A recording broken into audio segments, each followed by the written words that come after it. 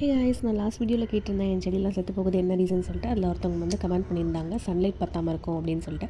அதே போல் சன்லைட்டில் நான் வச்ச உடனே கொஞ்சம் க்ரோயிங் நல்லாவே இருக்குது, நல்லா வளர்றான்.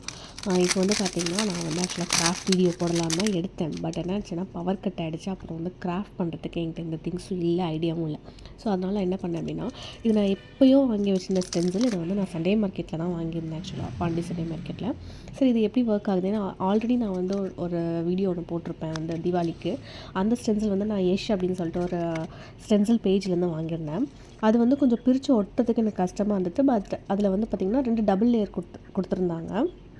இது வந்து பிரிக்கும் போது ஈஸியாக வந்துடுச்சு. பட் ஒட்ட வைக்கும் போது ரொம்ப கஷ்டமாக இருந்துச்சு. அதே போல் லைக் வந்து இதுக்கு வந்து மெஹந்தி தான் வைக்கணும் அப்படின்னு அவசியம் இல்லை. நான் வந்து லைக் அந்த அந்த மெஹந்திலேருந்து வாங்கின அந்த மெஹந்தி தான் வச்சேன். இதில் ப்ரஷ்ஷில் யூஸ் பண்ணி வச்சேன். இது எந்த அளவுக்கு கரெக்டாக அவுட் வரும் அப்படின்றது எனக்கே வந்து டவுட்டாக தான் இருந்துச்சு. பிகாஸ் வந்து இது வந்து அந்த மெஹந்தி ஒட்டின அளவுக்கு இது வந்து ஒட்டலை. இது வந்து எப்படி சொல்கிறது, கம் அதிகமாக இருந்துச்சு, நிறையா ஸ்பேஸ் இருந்துச்சு நடுவில்.